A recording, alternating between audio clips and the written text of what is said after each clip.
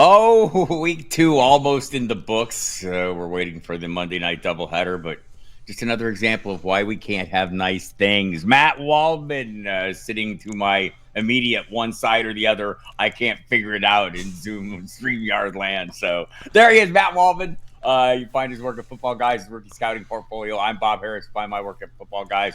Here on Sirius XM Fantasy Sports Radio. This would be the Feel It or Fuck It podcast. They know who we are and what we do. Do they? Yeah. What if they just showed up for the first time? They'll figure it out. They're smart people. They'll get it. Listen, man, I'm not ready. I'm not here for your nonsense today. All right. But Feel It or Fuck It, Joe Burrow. Well, no feeling or fucking this. It's fucked. Joe Burrow suffers a foot injury, turf toe, significant injury. He's going to need surgery.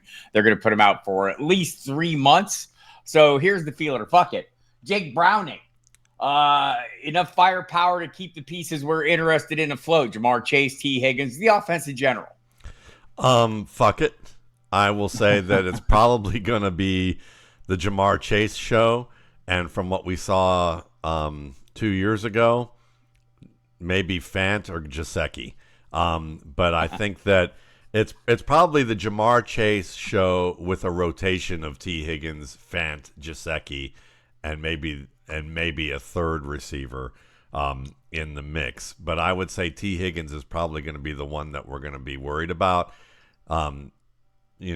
Chase, I don't think we're going to be as worried about. In fact, this might be the scenario I look at where Chase might prove even more valuable than what he was. If there's a shot for him to have a record-breaking season, this might be the year.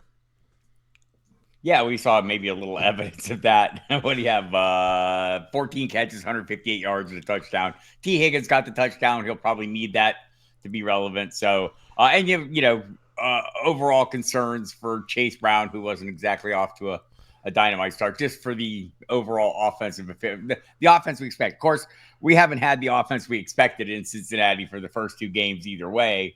Maybe got closer to that with Browning than we had with Burrow up to this point. But yes, that should not be the season-long expectation. I'm with you.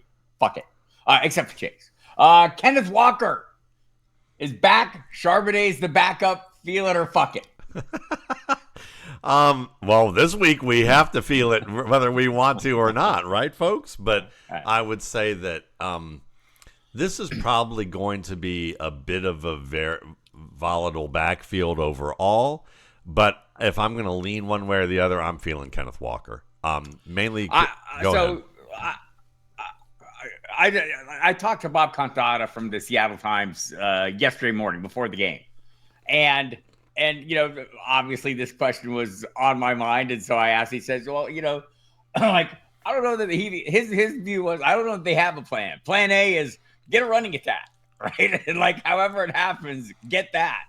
And I had watched. I don't know. There's an article out there on the field goal site that kind of did a little film work and looking at the things that Zach Charbonnet is doing right in Clint Kubiak's scheme, and the things that maybe Kenneth Walker wasn't, which was not hitting the hole and trying to look for the cutback. And I think that's been a knock against him over time, as he's a bit of a home run, tries to go for the home run. But also the health has been a concern. So I'm kind of with you here. This might be a little bit week to week until it normalizes. I'm still going with Kenneth Walker over long term as the guy that probably shines because he's probably capable of what we saw yesterday if given more opportunities. But I think you're right. I think this could be a little bit more week to week than we want. Well, I'm going to explain why I think that what Bob Cantata said, that is probably why it's like we just don't really know whether Seattle has a plan. Because think about it this way. Against the Steelers, who had 4 starters missing on their defense, and when you watch them run, Kenneth Walker had the better day. Also, with just about every run that Kenneth Walker had, most of the runs were downhill. Most of the runs were designed to go downhill.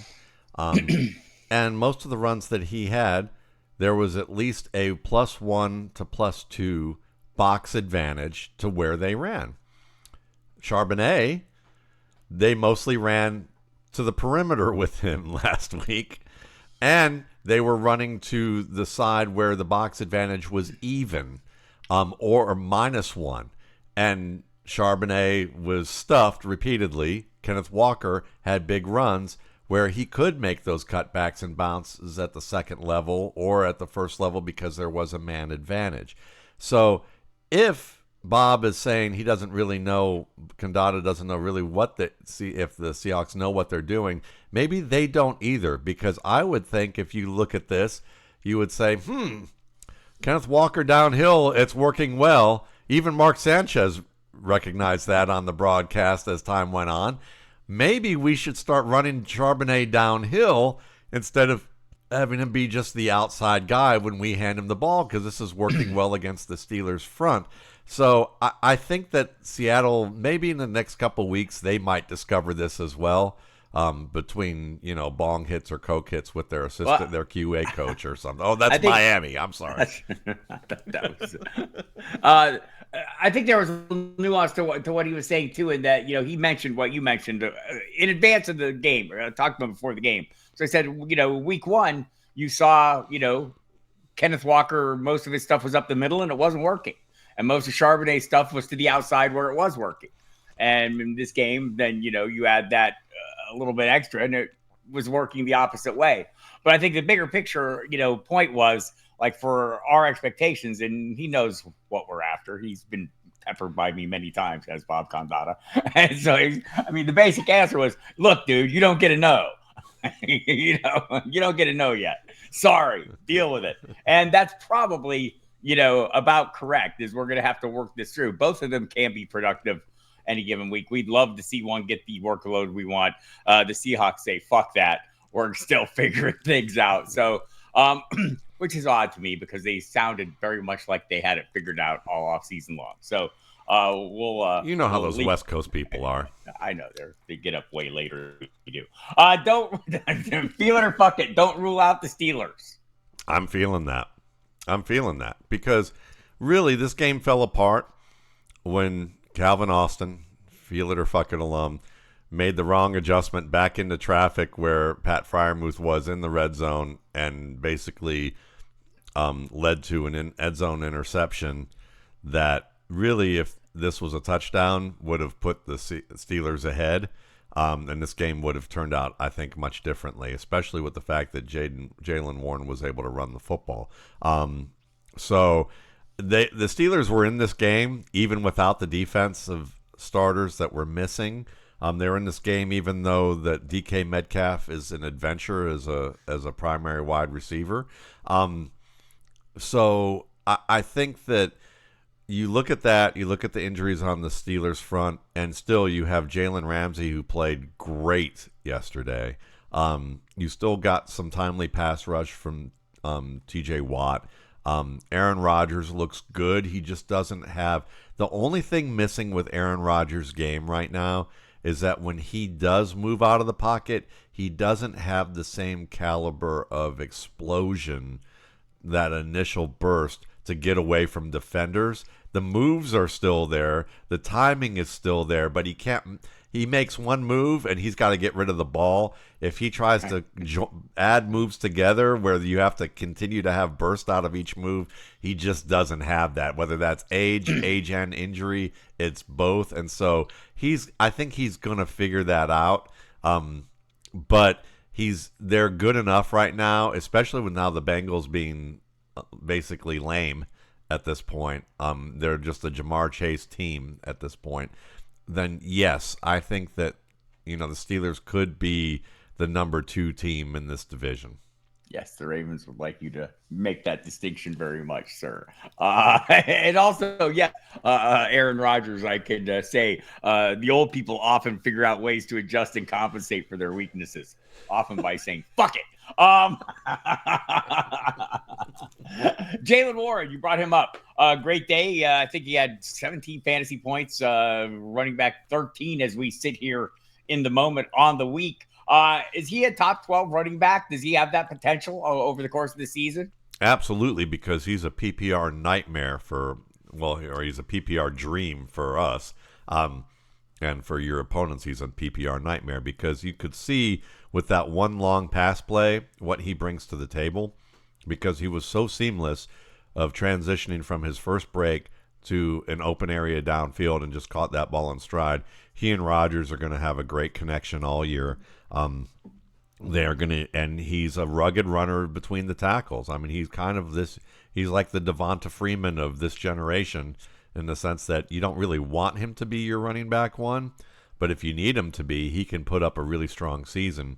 And the way that one of the things that they did in this game that I wish they did more of, and I'm going to show on this week's top 10, is that they took Jonnu Smith, they took Pat Freiermuth and DK Metcalf and put them all on one side, split to the right early in the game, and then they, I joked it was like those three big dudes walked into the bar and Jaylen Warren immediately said, "Beer me," because they just threw a screen to those three big guys and he had a long gain. And I'm surprised that Arthur Smith didn't go back to the well on that play to at least run something different with that look because he gashed them early with it.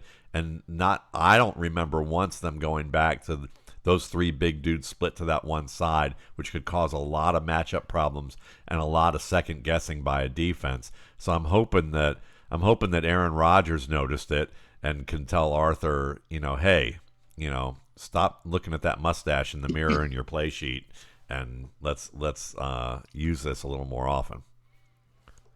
Caleb Johnson off to a rough start. Had to kick off.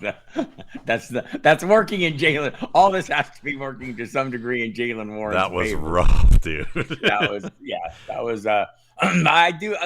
I do like Mike Tomlin. Young man made a mistake early in his career. True. So there's that. But yes, his impact on offense has been minimal. Maybe that changes over time. But right now, if there is not a seismic shift in the workloads for these guys, Jaylen Warren's in a really good spot for the reasons you said.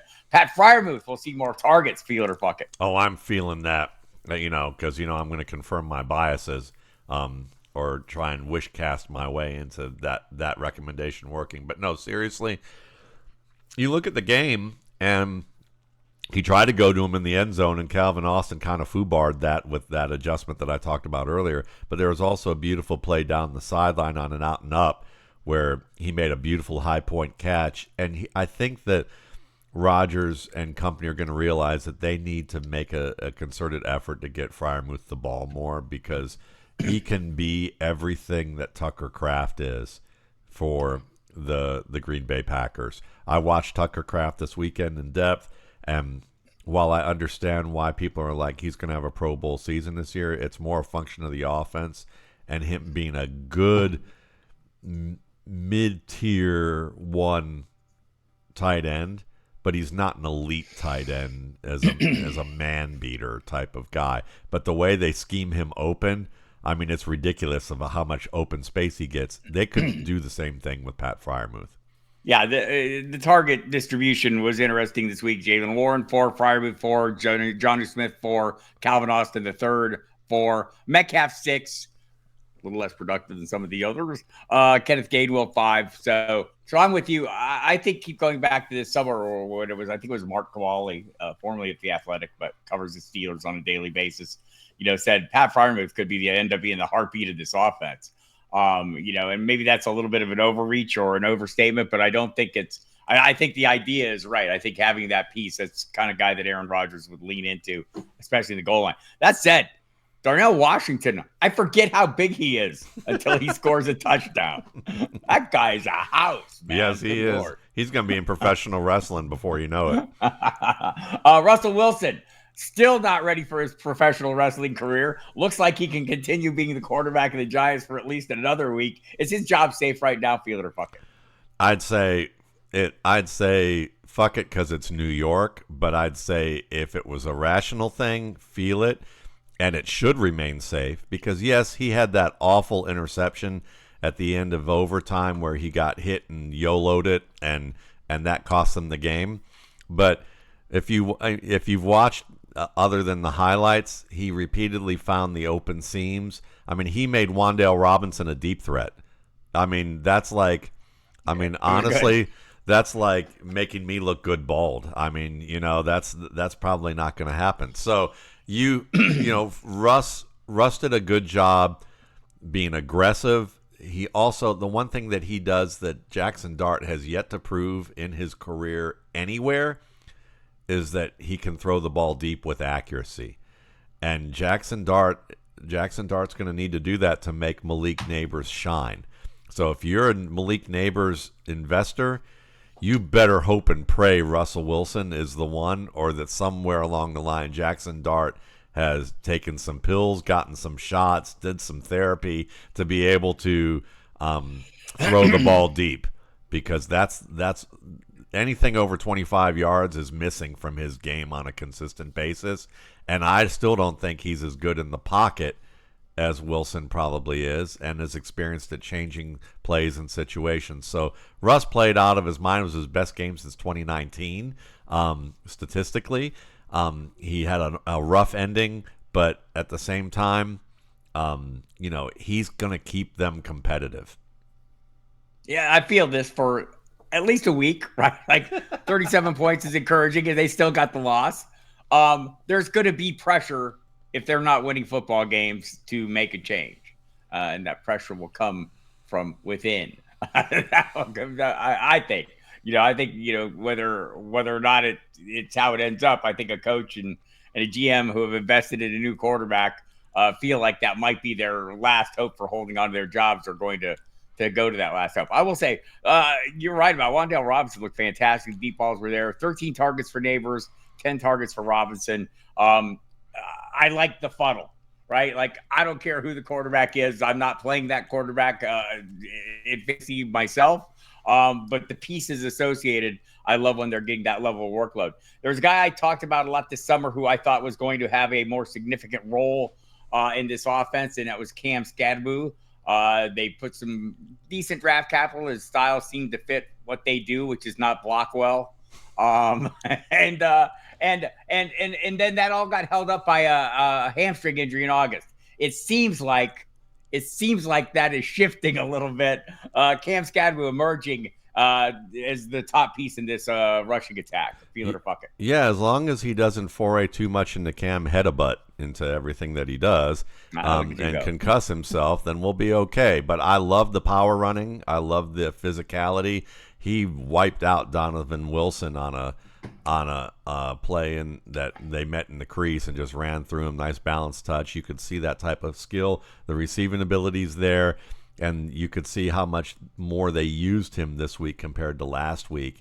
And he was in more, pivotal situations. I think that he's going to be the starter by mid-October, like by a long, pretty much it's going to be uncontested by that point.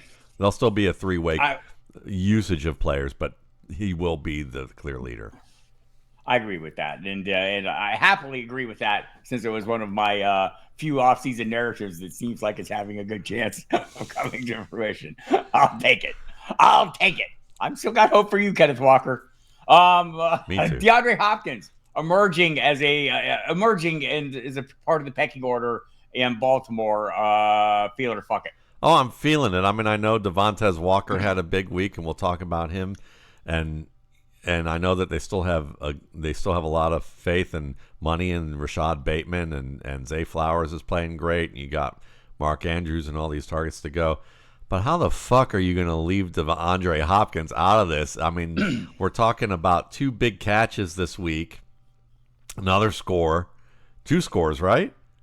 No, 1 score. Yeah, then, one score. He's had 2 scores in as many weeks. Maybe he is the Tony Gwynn designated hitter of football, type of situation that you can take him off the Barca-Lounger and he's going to go deep on you. And he's that rare player that, could come in cold and just rule over you. But I think he's too good to leave off the field.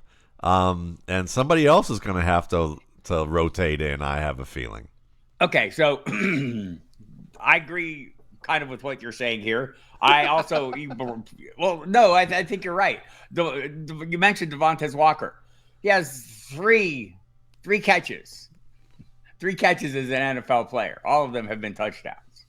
I think, and you see the big plays DeAndre Hopkins get when he's in the game, even though he's not getting a ton of targets.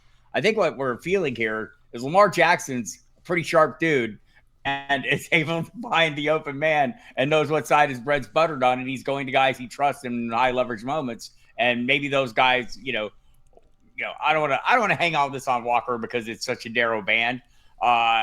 3 touchdowns on 3 career interceptions or receptions seems like unsustainable to me. I don't know, Matt. You help me out on this one. We've been watching this game a while, but either way, doesn't this?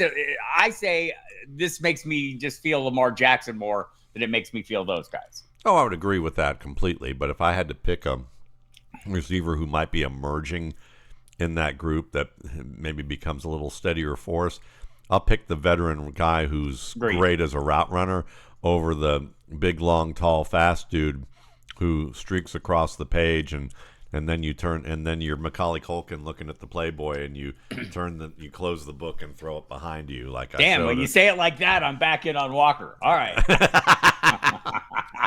No, Jonathan Taylor, 22 miles an hour. Jonathan Taylor, 22 miles an hour. Okay, don't think I didn't see that, mister. All right. So we've got that one sussed out. Quinshon Judkins' summer was a blip on the long-term radar. Feel that? Fuck that. I think I know this is good. Yeah, I think you do too. I'm going to wish cast that it is a blip on the radar, and that it's okay. Hold on for a minute.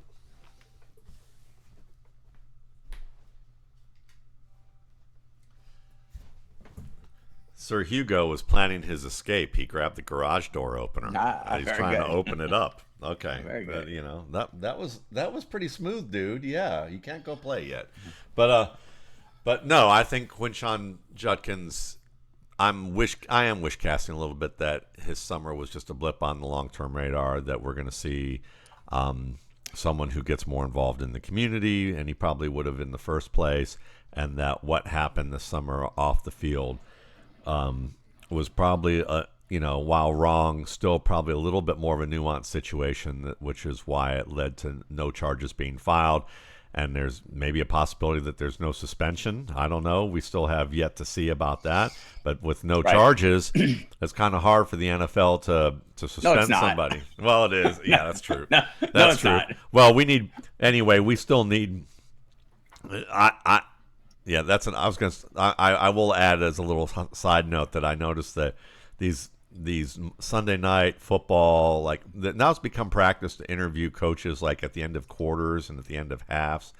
And I really wish that Jim McMahon was a head coach so that he could cut a promo on Roger Goodell in the middle, because he would. Or Buddy Ryan, we could get the zombified Buddy Ryan back and he'd cut a promo on those guys too. But no, I think Judkins is probably going to prove that he is probably far and away the most talented back in that backfield.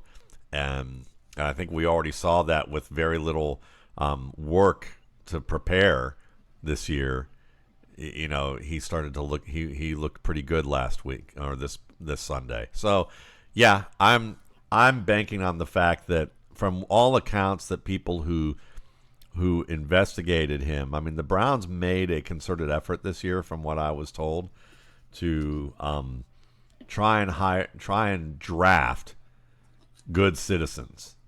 And the irony, I know it's quite an irony, and that of course then they signed Isaiah Bond, but that kind of went out the window. But I'm sure Flying J had a little something to do with that, So, but he probably got impatient after seeing the guy who was considered the choir boy, Quinshon Judkins, get into the trouble that he did. But, things happen, and it's how you try and make good from it afterwards sometimes, and how you try and redeem yourself and live your life moving forward. And I believe he's probably that type of dude who will do that. To the question, feel it. I mean, that's what they drafted him to be.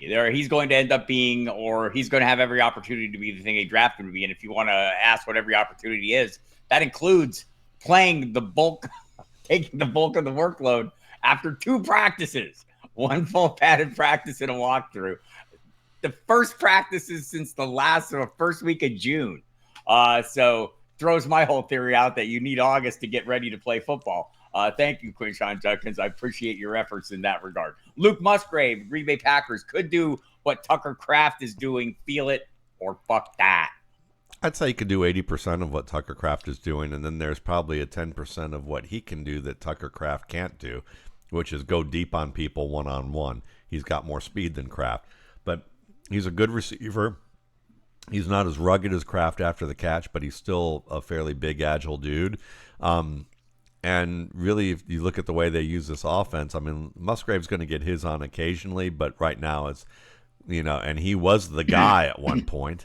Now, right, the expectations when these guys were drafted was Musgrave was the thing. What about this, Matt? Jaden Reed out for 6 to 8 weeks, the collarbone. Maybe more 2 tight end sets and less slot receivers, or more opportunities for Musgrave to operate like that. Maybe gives him a little more leeway. Is it make him fantasy relevant at all, or is this all the Tucker Kraft show for our purposes? I think it's mostly the Tucker Kraft show. I don't think we're going to see a Green Bay 2 tight end set that works as well as Harold Fannin and David Njoku. I think what we're going to see is more Savion Williams. Probably that, or Malik Heath, who had a hell of a catch for a score. Maybe more Matthew Golden. They're trying to set this up, Matt. They're trying to set this up, man. I forgot about that. I forgot about that guy. Yeah. They're looking for some big plays there. They're going to hit we've one all at some kind point. of almost forgetting about that guy. They're not forgetting about him. They're just not hitting him. All right. I'll let that one go for a moment. Jayden DAniels experiencing a sophomore slump. Feel it or fuck it. Really? Fuck it. Yeah, fuck it. Not yet.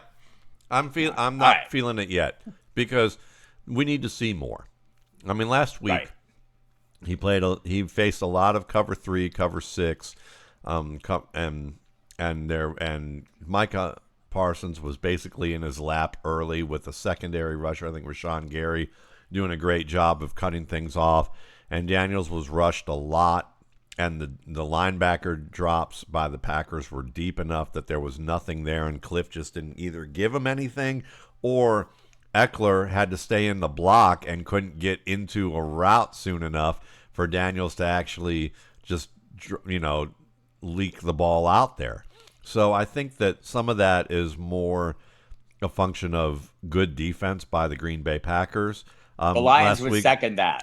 Yes, exactly. And we have a little bit more evidence of a good team who just put 52 on Chicago, that maybe this is the case. So I'm not ready to go all in on Jayden DAniels experiencing a sophomore slump, although I did put this question in here to trip Bob up, because I thought if he was going to bet, I was going to say, I'm feeling that, then I'd be on brand. But no, I'm not ready yet to say that. I think I would agree with that. He's had an MRI over the weekend while we're waiting word on that. Doesn't sound serious at all, but he did kind of get twisted up awkwardly. Austin Eckler done for the year there, and that's not great news unless you're Jacory Croskey-Merritt. We'll see how that goes. Maybe not, too. We'll see how that all plays out. George Pickens, Dallas Cowboys wide receiver. He's overrated. Feel it or fuck it. I think for fantasy, he's overrated and has been overrated, because people, if speedy running backs are the centerfolds of that position, then big wide receivers who can make back shoulder fades and make poorly positioned catches that make it look like he's doing more than he should have to do it. Those, fantasy analysts go gaga over those guys. Football fans go gaga over those guys. And George Pickens is going to draw defensive pass interference penalties, and that's going to help the team. He can go deep. That's going to help the underneath game. So he's valuable to his team, but I don't think that he's a very good route runner as a receiver. I watched him run a double move, a sluggo, earlier in this on Sunday, and it was bad.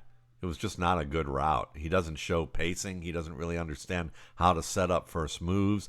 He's just a big, tall guy who runs fast right now relative to what he could become. I know there's more to his game than that, but if we were going to reduce him to the simplest level, it's that, because Kavontae Turpin I was showing a play where I was like, this sluggo has no pacing to it. He did not sell the slant very well at all. And Flott, who basically is a guy who was a reserve level cornerback who won the job, didn't bite at all on the route and defended it perfectly. And then you see Kavontae Turpin later in the drive, and he just runs he ran a slant, and the pacing he ran with that route was everything that Pickens needed to do, and he scored on the play. And the difference was he turned around his defender or reinforced where the defender's position was. And Pickens had no way of doing that. And he also drew an offensive pass interference penalty that I know, Greg Olsen. He did one in week 1 too. Yeah.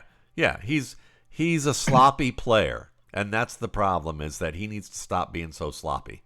Yesterday is why people would keep putting him in their lineups no matter what, right? You get the occasional 9-target game. You're going to get the touchdown. That's the perception of him. We'll see how many games Kavontae Turpin has with catching all 4 of his targets and scoring a touchdown. We can go back. Was it John Machota from The Athletic who basically said, was he the one who predicted a 800-yard season for Kavontae Turpin? I think that he might have. I think that's who it was. I think Pickens is going to be like at 900, and Kavontae is going to be between 750 and 850. I think there's a real chance of that. Yeah, it seems like that's where it's heading. All right, Kyle Pitts is emerging, Matt. Feel it or fuck it? I'm feeling it, at least from the context that he's no longer on a milk carton. And it's a low bar. It's a low bar. But I will say, if there's a quarterback that's been equipped to be able to make him worthwhile, there's been no other quarterback in Atlanta other than Michael Penix, and that's because Penix throws receivers open and leverages their height and their wingspan well, and can throw the ball with the placement down the field like that. And I think this is going to be something that is building as Pitts gets more confidence and starts to play well. I think they'll reward him with more work, and I think that's what we're starting to see. Right. I mean, emerging, I don't know. He was supposed to emerge he emerged as a rookie. It's kind of faded. Re-emerging might be the thing. Mark Ingram, better late than never. That's kind of how I'm trying to look for this. Fair. Say goodbye to TJ Hawkins' fantasy value. Oh, feel it or fuck it. Totally feeling that. Because, so are the investors. Yes. Say goodbye to it, because JJ McCarthy right now doesn't have the line for him to make multiple reads and do it and be able to throw the ball accurately from the pocket. So there's that. Also, even if he did have Christian Darrisaw back and he had his full complement of linemen, he still isn't very good in the red zone. He makes mistakes in the red zone.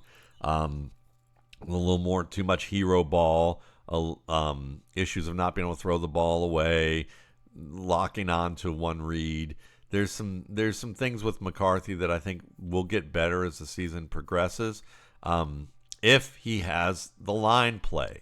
But I think that when you look at TJ Hockenson, he's the second or third read in most looks, and so he might get 1 to 3 targets where he's the first read, and then he's going to get another 3 to 4 crappy targets at best, or 3 to 4 opportunities where he should have been targeted, but it doesn't happen.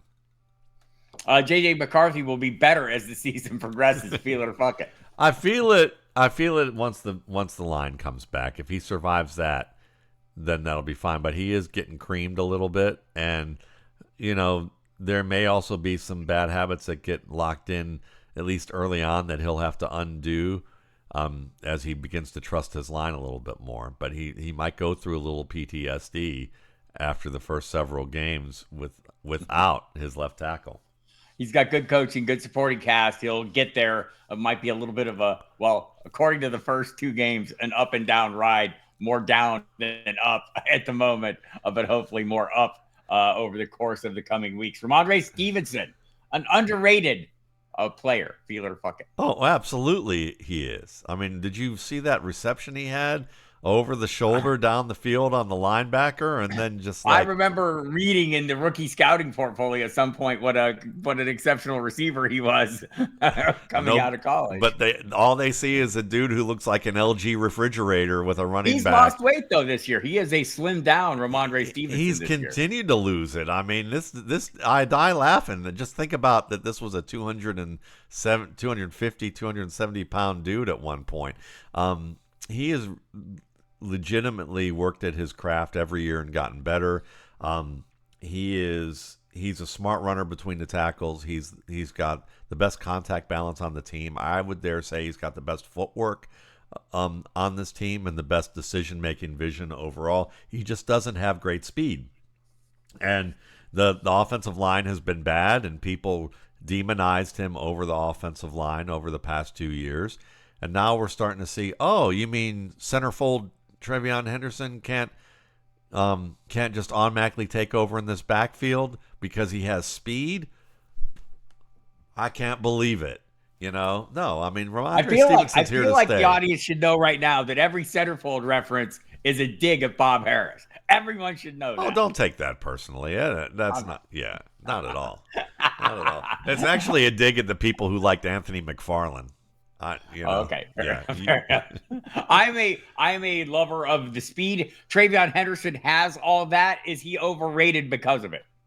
He's overrated this year because of it. Eventually, he is got a really strong chance to develop into a strong lead back. Think a Tony Pollard-like player in terms of what he could do, and I think that that's fair. And he is someone in Dynasty you want to invest in. In redraft, I think people overinvested in him because they underrated Rhamondre Stevenson and underrated what Mike Vrabel values from running backs. And also the weaknesses of this Patriots team. And Henderson is a good tight crease runner when there's a tight crease to be had. When there's just lemons and you have to make lemonade out of it, he doesn't put enough sugar on it right now. So that Rhamondre Stevenson has the recipe there. All right, let's close it out with our guy Bill. Mr. Crosky Merritt is ready for liftoff. Feel it or fuck it. I feel it. I think he is. Does it mean that he's gonna be awesome as a fantasy one running back and be the Bucky Irving?